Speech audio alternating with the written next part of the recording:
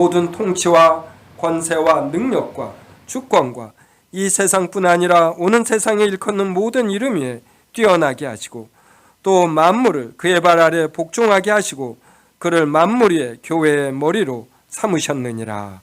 아멘. 자, 16절에 보면은 사도 바울이 에베소 교인들을 위해서 기도할 때에 이들을 기억하며 감사하기를 그치지 아니합니다. 그러면 기도하는 내용이 무엇이냐? 이제 이것이 우리가 궁금하죠. 1장 17절에 보면 하나님께서 지혜와 계시의 영을 너희에게 주사 하나님을 알게 하시고입니다. 그러면 우리가 하나님을 아는데 이것은 우리 힘으로 되지 않는다, 이러한 의미를 담고 있겠죠. 지혜와 계시의 영, 즉 성령님께서 우리에게 오셔야만 우리가 하나님을 알게 되는 것입니다. 네, 올리셔도 돼요? 네. 성도 여러분, 이게 이렇게 내려져 있고 지금 김주호 형제님이 이렇게 능력으로 지금 올리고 있는데 이게 내려져 있었다는 거 인식하셨어요? 그리고 이렇게 주호 형제가 능력을 베풀면 올라가는구나, 이러한 거. 그러니까 이것도 하나의 관찰이고 인식인데 이게 되는 사람에게는 굉장히 쉽게 됩니다. 그런데 안 되는 사람에게는 안 되는 것이에요. 그래서 우리가 무엇을 분별하는 거, 깨닫는 거, 인식하는 것이 매우 간단한 일이면서도 하나님의 은혜가 임해야만 가능하는 것입니다. 이제 저 같은 경우는 중학교 때까지 교회를 다니다가 하나님의 말씀이 믿어지지 않았고 예수 그리스도께서 하나님의 아들이시라는 것, 또 마리아의 아들이라는 것, 이러한 것이 무슨 의미인지를 이해할 수가 없었습니다. 그래서 10년간 방황을 하다가 27이 되어서 이제 다시 예수님을 믿게 되었어요.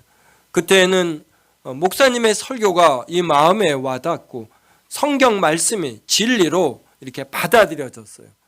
여전히 다 이해가 되지 않지만 나의 이해의 부족이지 성경 말씀은 하나님의 말씀으로 진리이다 라는 것이 이렇게 받아들여졌습니다. 이러한 일이 어떻게 가능했냐면 바로 17절에 있는 지혜와 계시의 영이 저에게 찾아오셔서 제 마음 눈을 열어주신 것입니다. 그래서 하나님을 알게 되었습니다. 또 18절에 보면 너희 마음의 눈을 밝히사 그의 부르심의 소망이 무엇이며 성도 안에서 그 기업의 영광의 풍성함이 무엇이며 이걸 또 알게 해주시는 것이에요. 저는 이렇게 목회자가 되는 것, 또 교회의 장로와 집사와 권사가 되는 것, 이것이 어떤 일보다 큰 일이다. 영어로 말하면 아주 큰 비즈니스다, 이렇게 생각을 합니다. 그래서 저는 목회자의 길을 걸을 때 내가 가장 큰 일, 사업을 한다, 이렇게 생각을 했어요. 어떤 마음이 짓눌린 사람에게 하나님의 사랑과 복음으로 이 마음 문을 마음을 밝게 만드는 것, 희망과 소망을 갖게 하는 것, 무엇이 진리인지 방향감을 갖고 살게 하는 것, 마음속에 복수심과 원수심으로 불타오르는 사람을 안정시키는 것, 이것보다 더 큰 일이 이 세상에 많지 않습니다. 저는 27에 그리스도를 알 때 이 영적 빈 공간이 꽉 채워졌어요. 저는 어떠한 일로 가장 힘들었냐면 영원성의 문제입니다. 제가 오늘 오전 예배 때 이렇게 사진처럼 기억되는 장면이 있다고 그러는데 저에게 또 사진처럼 기억된 장면이 뭐냐면 성문 기본 영어 아셔요? 네. 수학은 정석책으로 공부하고 이제 제때 그리고 제 선배님들은 성문 기본 영어, 성문 종합 영어로 공부를 했습니다. 그때 성문 기본 영어 같은 걸 서점에 가서 사면은 교보문고 같은 데가 여기에 이 포장지 있죠? 책 포장하는 걸 이렇게 수북히 쌓아놔요. 그래서 한 장씩 해서 이걸 포장을 해줍니다. 근데 제가 이렇게 둔감하면서도 어떤 색에 좀 민감한 게 있었어요. 그 포장지가 너무 마음에 드는 거예요. 색깔이나 이것이. 근데 그때 저는 뭘 느끼냐면 이 색이 바래진다. 이게 저에게는 슬픔이었어요. 슬픔.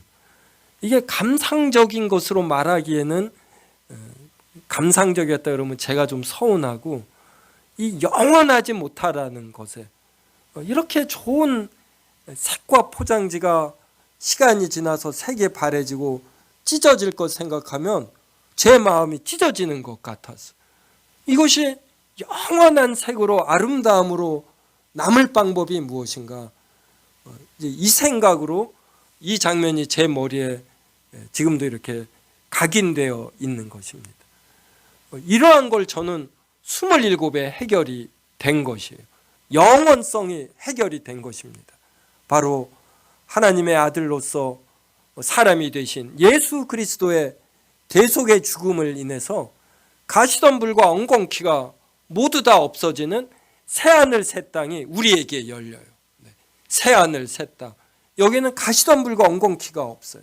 한마디로 색이 바래지는 산화작용, 이것이 다른 차원으로 바뀐다. 중학교 1학년 화학 시간에 화학 선생님이 참 설명을 잘했어요. 천정을 보래요. 그래서 하얀색인데 이게 누렇거든요. 여러분, 이 색이 왜 누래졌을까요? 어떤 사람이 와서 칠했을까요? 제가 설명하는 내용까지 기억을 해요. 그러면서 이 하얀색이 산소, 이산화탄소 이런 게 만나면서 산화작용이 되면 이렇게 되는 것입니다. 그래서 이제 저도 5년 전 사진을 보면 젊어요. 지금보다. 그러면 그 5년 전 사진 보면 이때 내가 무슨 일로 고민을 했을까? 뭘로 힘들어했을까? 5년 지나놓고 보면 아무것도 아니거든요. 그때 더 행복하고 기쁘게 살걸. 또 10년 전 아이 사진 보면 사춘기로 때때로 힘들게 하는 다섯째, 넷째가 얼마나 귀여운지 그때 더 많이 사랑해 줬을 걸. 이런 생각이 듭니다. 이것이 현재 적용하면 저보다 선배님들은 제가 참 젊어 보일 거예요. 맞지요? 내 나이만 돼도 막 뛰어다니겠다. 웬만한 일은 다 용서하고 경쾌하게 살겠다. 이런 생각을 가지실 것입니다. 그래서 제가 이 생각을 갖고 현재를 살자 자주 제 마음을 다집니다. 그럼에도 매일매일 발생하는 여러 일들로 인해서 마음이 일그러지고 또 힘들 때가 있어요. 근데 이런 모든 것들이 다 없어지는 세상, 새하늘 새 땅이 주어지는 그 세계, 이게 제 마음에 와닿으니까 이런 허무함이 극복이 되는 거예요. 제가 개를 좋아한다고 했잖아요. 기르는 개를 좋아하고 먹는 개는 아주 조금 좋아합니다. 근데 이 개를 제가 산책을 많이 시켰어요. 그러면 제가 개를 기를 때만 해도 개가 똥 싸면 그냥 지나가던 시대입니다. 근데 제가 또 영국에서 공부를 했죠. 거기는 개 똥이나 이걸 다 청소를 해요. 개 산책시키는 사람. 그래서 저는 일찍서부터 꼭 개 배설물을 제가 치웠습니다. 개를 키우면 다 좋은데 배설물과 털 때문에. 저는 새하늘 새 땅이 열리면 개가 똥도 안 싸고 개털도 안 날 거예요. 가시덤불과 엉겅퀴가 없어지는 거예요. 저는 그때 개를 키울 겁니다. 이런 생각하면 참 신나요. 나도 때가 되면 기꺼이 내가 죽자.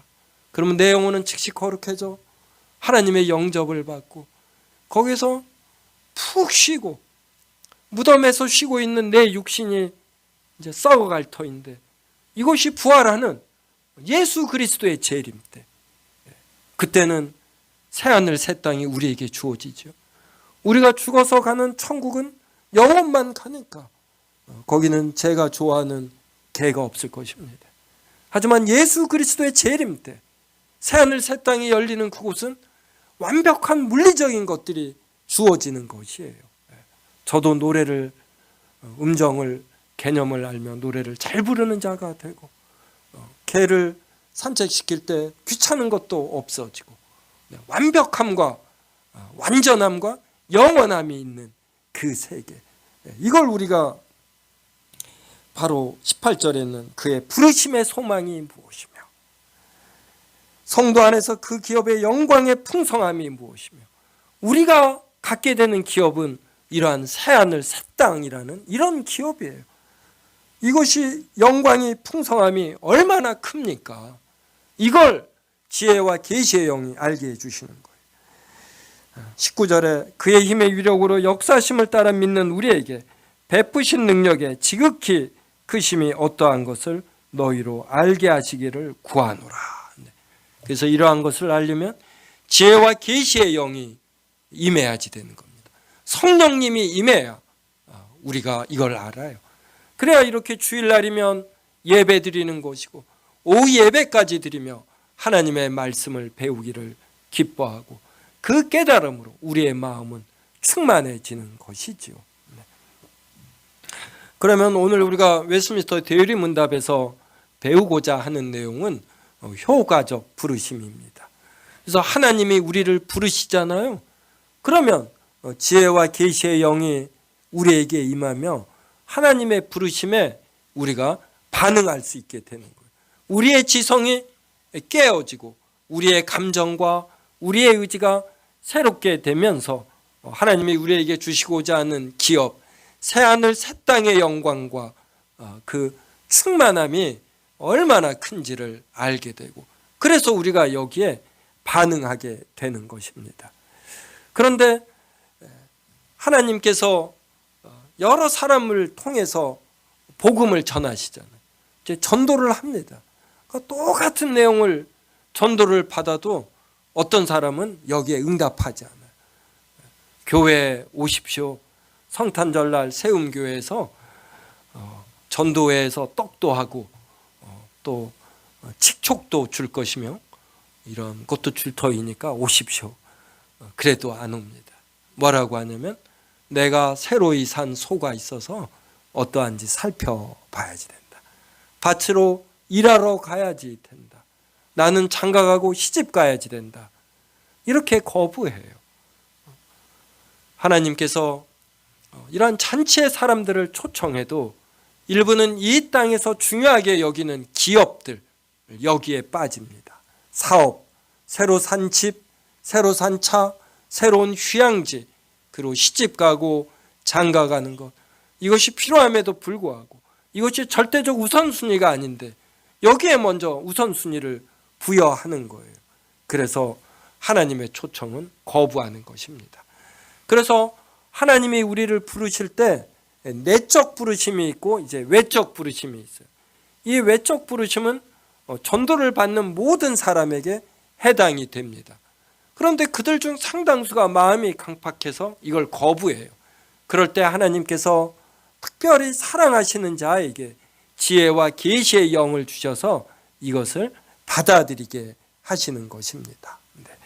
자, 이것을 우리가 누가복음 14장 18절부터 20절을 찾아서 확인해 보겠습니다. 누가복음 14장 18절에서 20절입니다.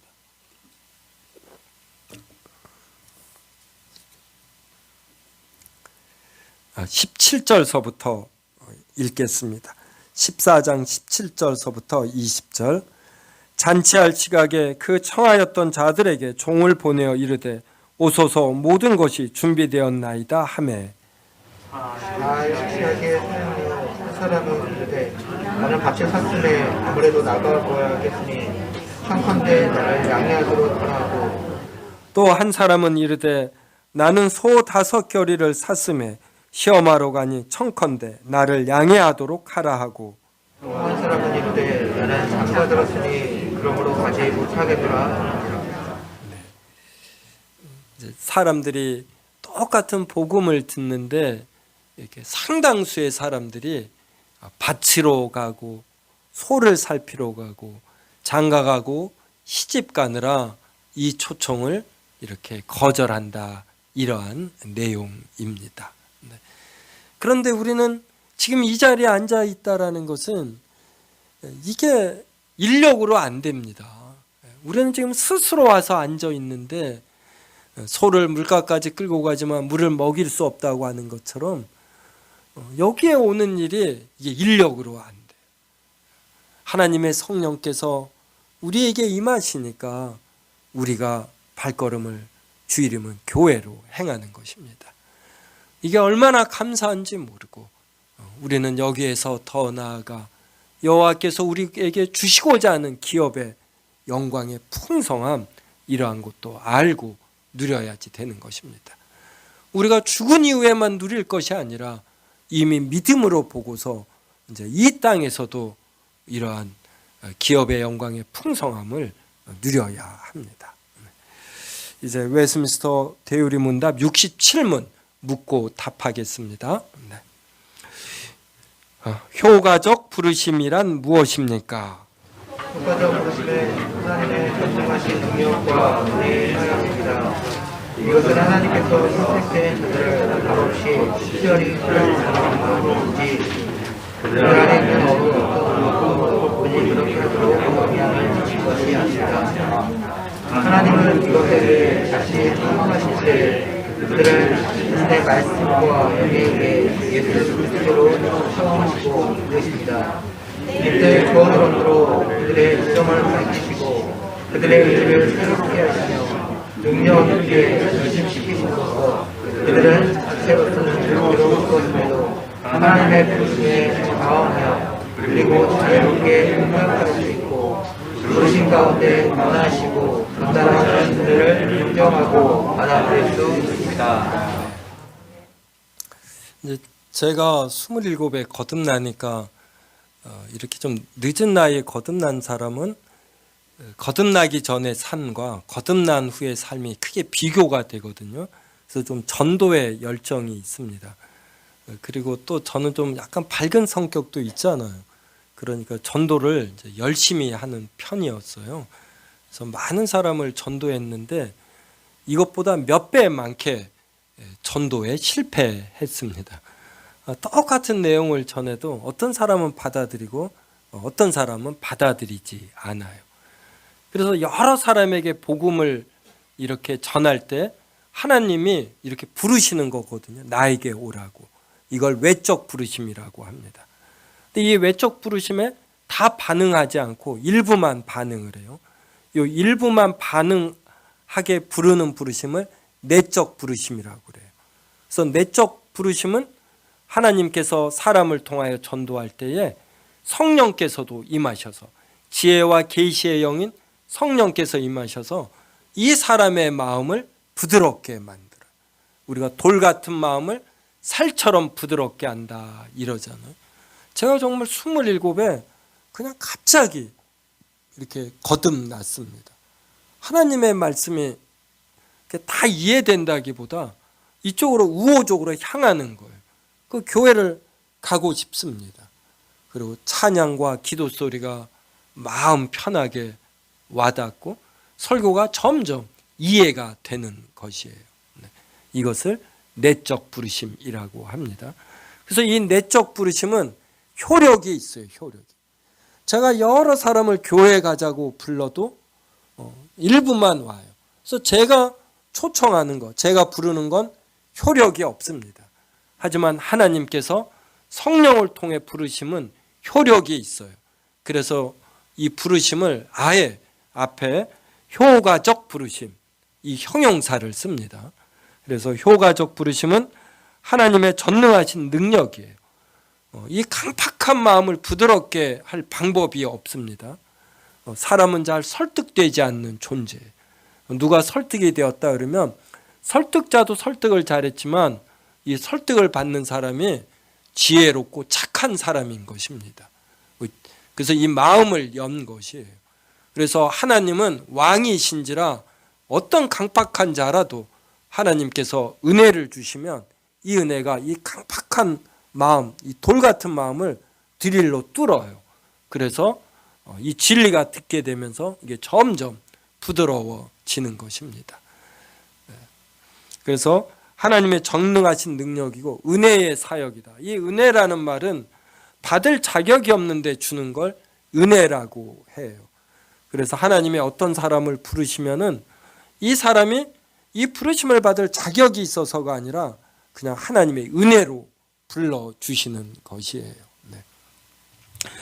이것은 하나님께서 선택된 자들을 값없이 특별히 사랑함으로 인한 것이다. 이 값없이가 자유로운 영어 단어 free를 번역한 것입니다. free. 이 free라는 것은 자유롭다라는 것은 어떤 것에 영향을 받으면 자유롭지가 않습니다. 하나님이 우리에게 이렇게 사랑을 할 때 우리가 사랑받을 이유가 없어요.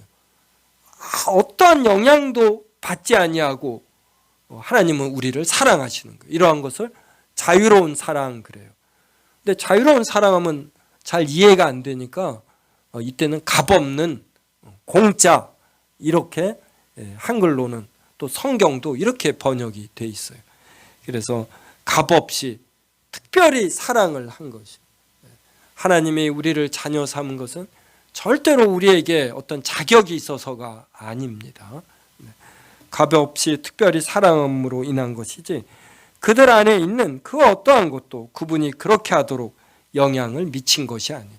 하나님께서 누구를 사랑하면 그냥 하나님께서 아무 이유 없이 프리 자유롭게 사랑한 것이지 이 사람이 사랑을 받을 자격이 있는 게 아니에요.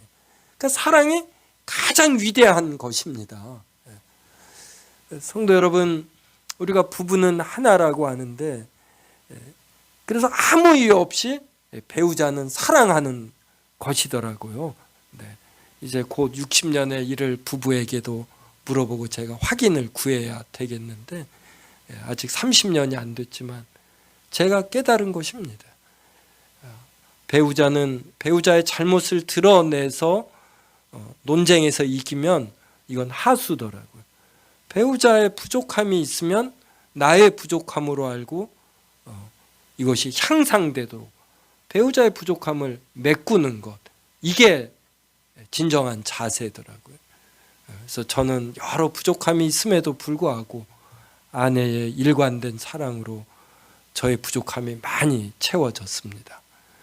이래서 하나가 되는 것이죠.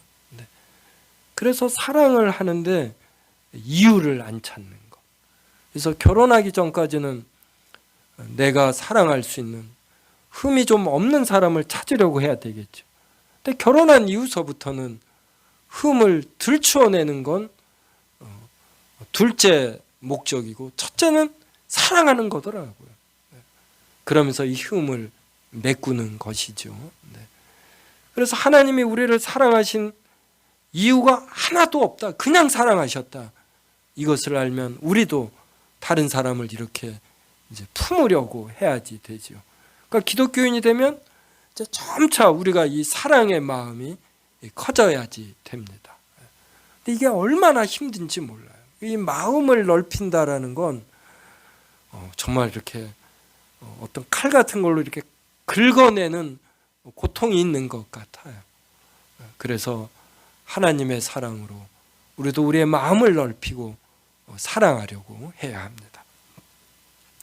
그 다음에 하나님은 이것에 의해 자신이 허용하신 때에 그들을 자신의 말씀과 영에 의해 예수 그리스도께로 초청하고 이끄십니다. 그래서 저는 이러한 일이 27배 이루어졌어요.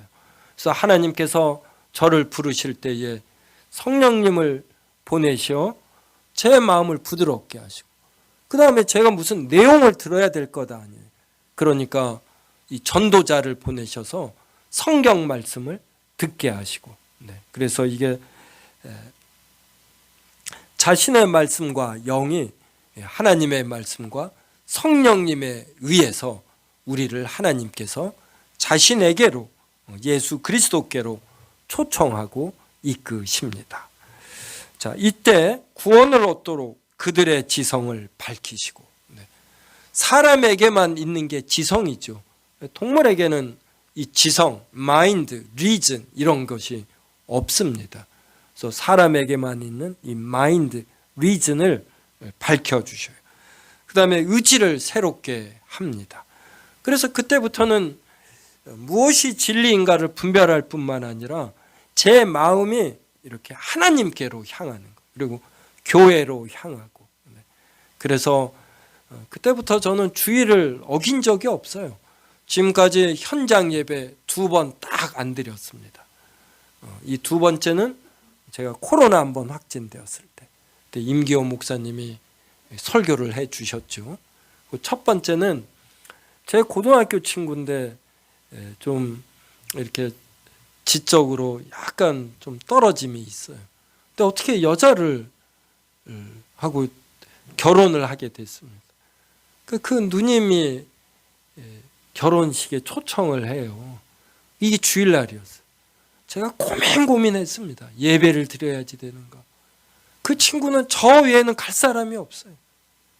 근데 아무래도 가야 될 것 같아요. 결혼식장에 갔거든. 아니나 다를까 저 혼자 온 거예요. 친구가. 고등학교 친구. 하나님이 이거는 용서해 주실 것 같아요. 또 다른 사랑의 표현이었으니까. 그리고는 저는 현장 예배를 다 지켰어요. 목회자 되기 전에도 예배가 기뻤고 현장 예배에 참여하는 것이 저의 기쁨이고 즐거움이었고, 이렇게 의지가 바뀌는 것입니다. 그러다가 몇 년 지나서 성경을 더 알게 되니까 나에게 있어서 가장 큰 비즈니스는 복음을 전하고 가르치는 것이다. 그래서 목회자가 됐어요. 저는 이 목회자, 목사와 장로와 집사가 권사가 되어 사람들에게 복음을 전하고 예수 그리스도께로 초청하고 이끄는 것보다 더 익사이팅한 것이 없다, 이렇게 생각합니다. 제가 설파한다라면 목사의 연수가 깊을수록 주변에 그리스도인밖에 없어요. 그리고 전도의 열성이 조금 식어지는 것 같다. 예전에는 머리를 깎으러 가서 택시를 타도 탁구장을 가도 전도하기 바빴는데 요사이는 이게 좀 떨어졌어요. 이런 게 서글픈 것이지. 그리스도인 됨, 그리고 목사와 장로와 집사와 권사와 같은 교회의 직원이 되어 교회를 섬기는 것, 이게 얼마나 큰 비즈니스고 익사이팅한 것인가. 이렇게 의지가 바뀌었습니다. 그리고 능력 있게 결심시킨다. 그래서 선한 일을 하겠다라는 결심이 이루어져요. 아무리 생각하고 뭐해도 소용이 없어요. 뭔가 결단과 행위가 따라야지 되잖아요. 마음속으로만 원하고 이러면 좋겠다, 이러면 좋다가 아니라 행위로 옮기는 것입니다. 그래서 그들은 자체로는 죄로 죽었음에도 하나님의 부르심에, 우리가 죄의 허물로 죽은 자이거든요. 근데 하나님께서 성령님과 말씀으로 우리를 그리스도께로 초청하고 부르시면 우리가 죽은 자인데도 깨어서 하나님의 부르심에 내가 스스로 자원합니다. 그리고 자유롭게 응답해요. 이때도 자유롭다가 어떤 피치 못할 필연성에 의해서 혹은 강제적으로 내가 부르심에 응답하는 것이 아니라 나의 지정인 모두를 사용하여 나의 개인적인 결단으로 스스로 나아간다, 이 말이에요. 이 일에 성령께서 주도적으로 이끄신다, 이 말입니다. 그래서 자원하여 그리고 자유롭게, 이 자유롭게도 프리를 써요. 프리를. 그래서 사람에게는 이러한 면에서 자유의지가 있다.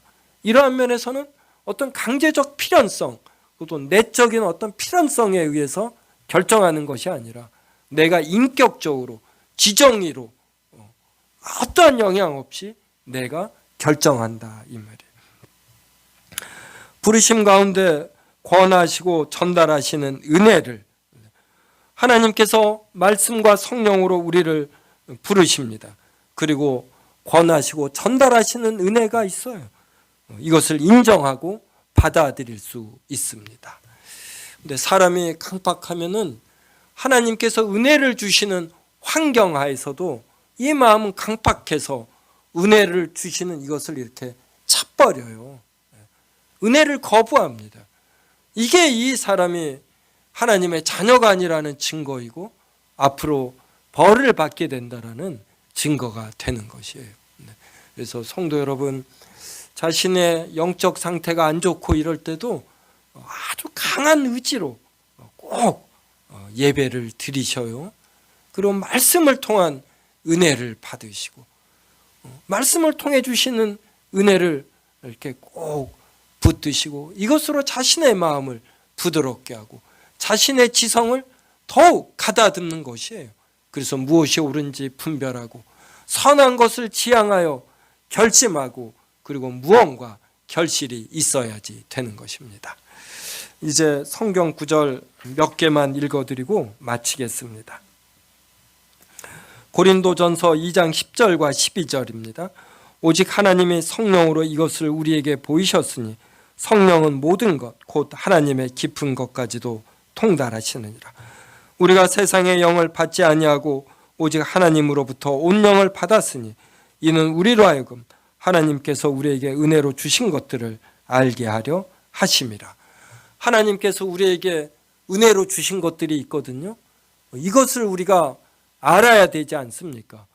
근데 하나님이 우리를 부르시지 아니하면, 성령님이 우리에게 임하시지 아니하면 하나님께서 우리에게 은혜로 주신 것들을 우리가 이 가치를 몰라요.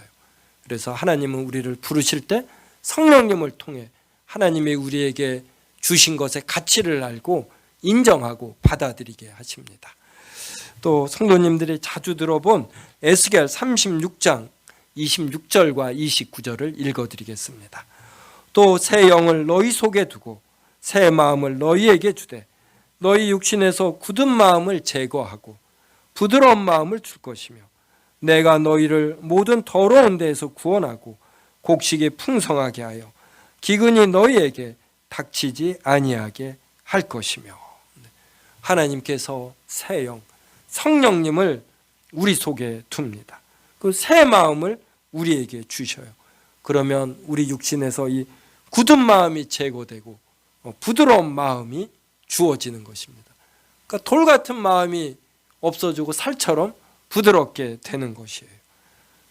얼마나 좋습니까? 성도 여러분, 이렇게 부드러운 분 되셔요. 부드러운 분, 마음이 부드러운 분. 마음이 부드러워지면 내가 어떻게 행동하고 어떻게 대답해야 될지 이걸 알게 돼요. 알게 되고. 그래서 우리의 대답과 행위에는 사랑이 묻어나고 은혜가 묻어나야지 돼. 신앙생활을 할수록 사랑과 은혜, 좀 더 배려함, 이러한 것이 묻어나야지 됩니다. 이런 사람이 얼마나 아름답습니까? 우리 모두가 하나님께서 우리를 부르신 기업의 영광의 풍성함을 알므로 누군가에게 기쁨이 되고 사랑이 되는 그런 존재가 되기를 주님의 이름으로 기원합니다. 기도하겠습니다. 하나님, 우리가 죄와 허물로 죽어 영원한 소망이 없는 가운데 이 땅에 보잘것없는 기업의 풍성함에 빠져 지낼 때에 우리를 하나님의 영과 말씀으로 부르시어 예수 그리스도께로 초청하고 이끄시니 참으로 감사할 뿐입니다. 우리가 하나님이 부르신 기업의 영광의 풍성함을 알고 추구하는 자 되게 하옵시고 하나님께서 궁극적으로 우리에게 주시고자 하는 선물은 가시덤불과 엉겅퀴가 없고 물리적인 형상마저도 완전하고 영원한 그러한 세계인 줄 알게 하옵소서. 우리가 우울하고 이 땅에서 삶이 다소 지치거나 지루할 때에 새하늘 새 땅에서 벌어질 일들을 상상케 하여 주시옵소서. 새하늘 새 땅이 지니는 영광의 풍성함을 상상하며 이 땅에서의 삶 보다 더 만족히 여기고 그리고 활력 있게 살아가게 하여 주시옵소서. 예수님의 이름으로 기도드리옵나이다. 아멘. 하나님 주신 말씀 생각하며 시편 찬양하겠습니다. 19편 2번입니다. 이거는 9절까지 하겠습니다. 그래서 51쪽입니다. 51쪽 시편 19편 2번 9절까지 찬양하겠습니다.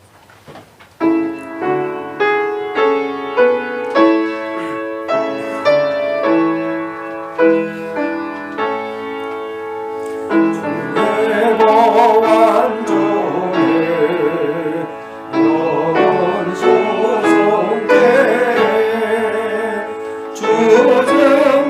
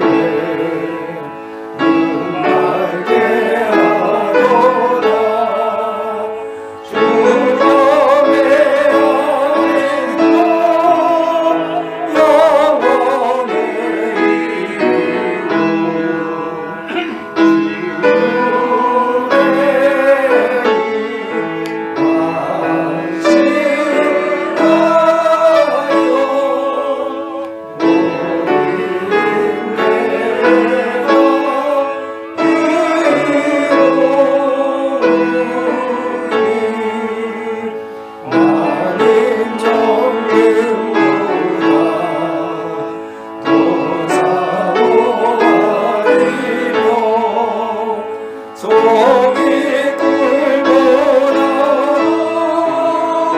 내게도 달구나